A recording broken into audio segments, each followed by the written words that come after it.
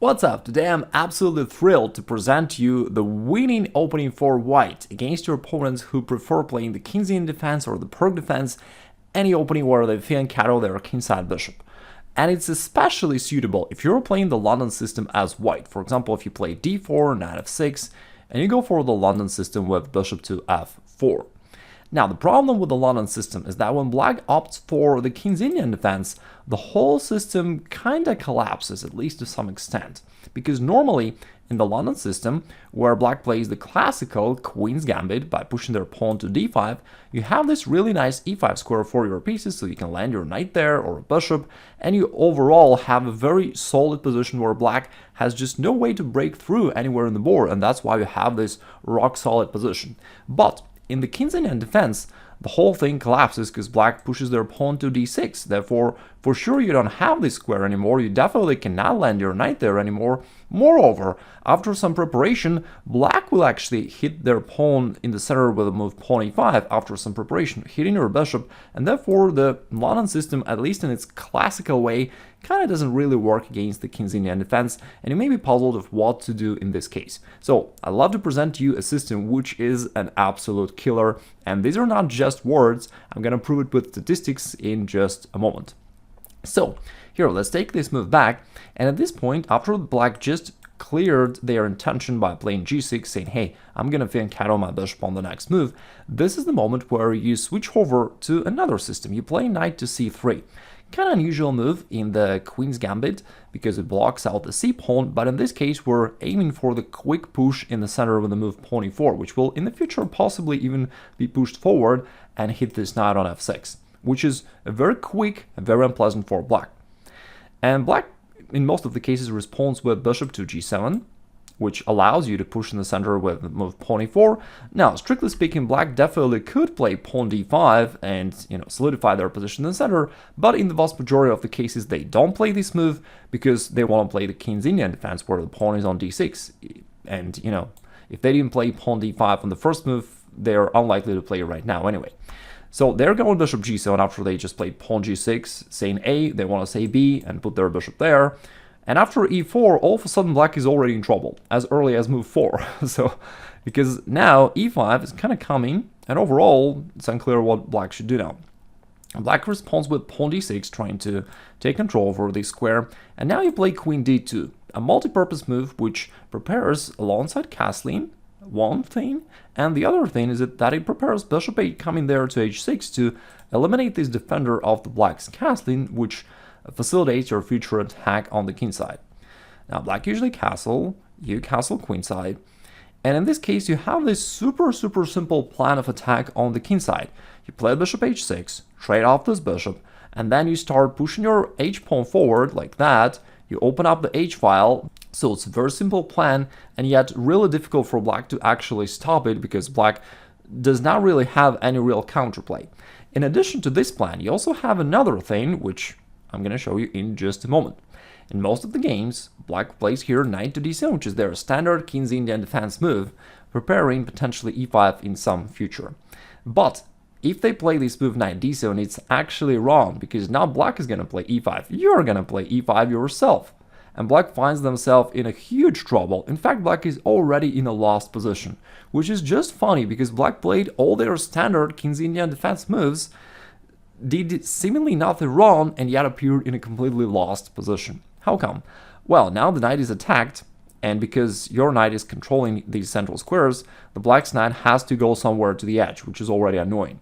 In addition to that, after black trades here on e5, it opens up this d-file, and the black's knight on d7 turned out to be pinned, it cannot move, and you, on contrast to that, control this nice open file. Now, the knight is going to go somewhere. They usually move it to h5, thinking that they are counterattacking you. But you say, no, you're not counterattacking anything. I'm playing bishop h6, just according to my plan. And the black's position is completely pinned. So now this bishop is pinned down to the rook, therefore it can't move, or else you'll capture the rook. The black's knight on d7 is pinned down to the queen, can't move, or else you'll capture the queen. The knight on h5 is also kind of offside, and you're going to capture it as you play g4 on the next move. So overall, black is already completely in an absolutely terrible position, and they're indeed lost. They usually play pawn e6, trying to, I don't know, solidify in the center, but it fails to g4, and now this knight is almost trapped. The only way out for the knight would be to trade on h6, allowing your queen to come close to the black king, which is certainly not something black would wish to have. Now the knight has to retreat, and after that there are many ways for you to win. The quickest is knight e4, aiming for either knight g5 or knight f6, and in both cases you'll deliver checkmate within just like 2-3 moves, and there is nothing black can do. Notice that once again the black's knight is pinned, therefore the knight can never really make a move or else the queen will be lost. So for example, if black play any move like that, you have a lot of winning moves, for example just knight g5, and on the next move queen takes h7 checkmate.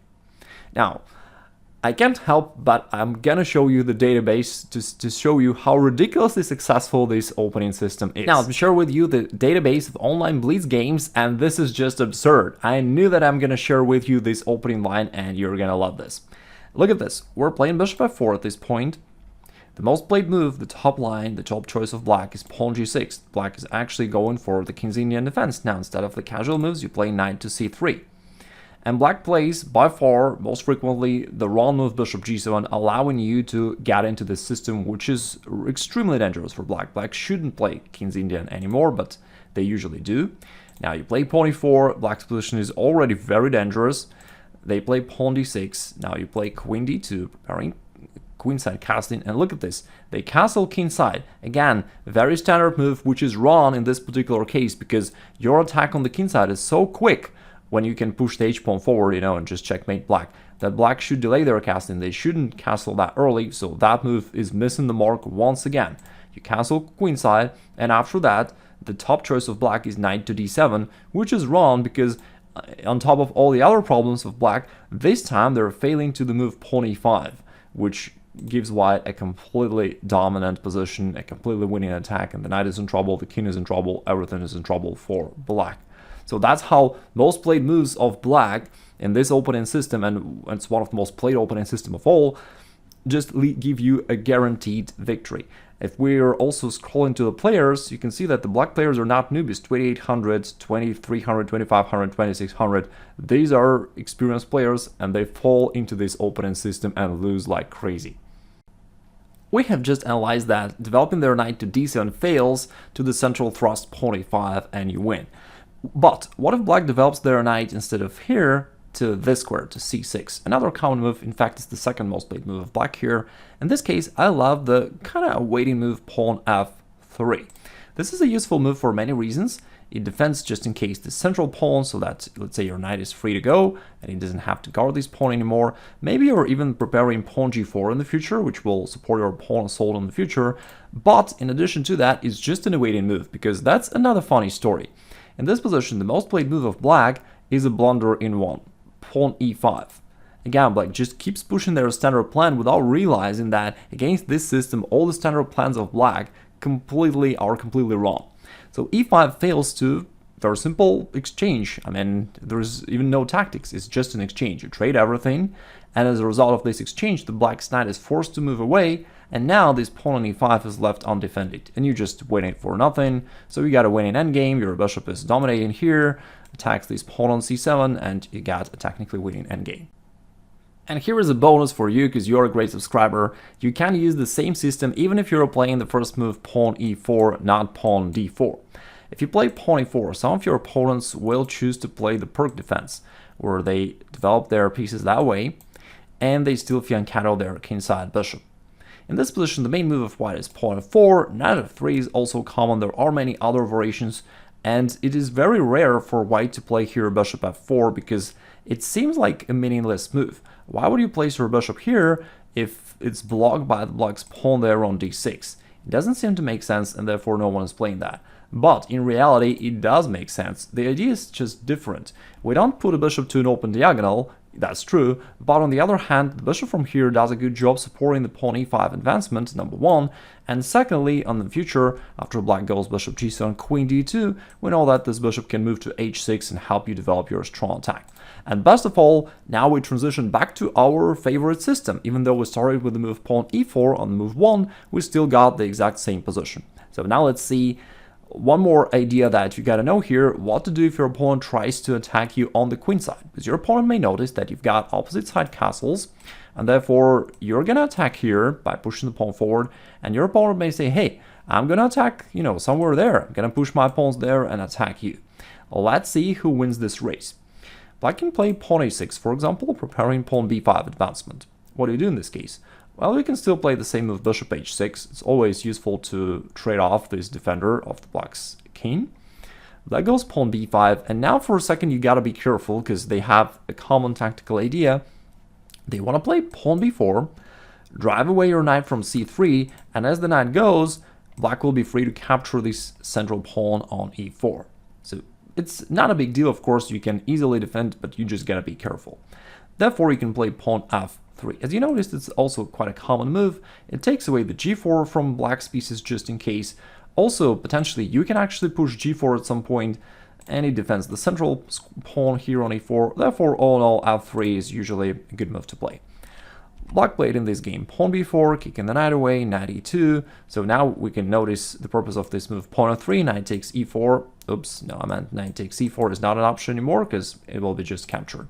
So black played pawn a5. They're trying to just attack you on the queen side. So you say, okay, I'm doing the same, pawn h4. The point is, your attack on the king side is just way faster because you're really checkmating black within just a couple moves.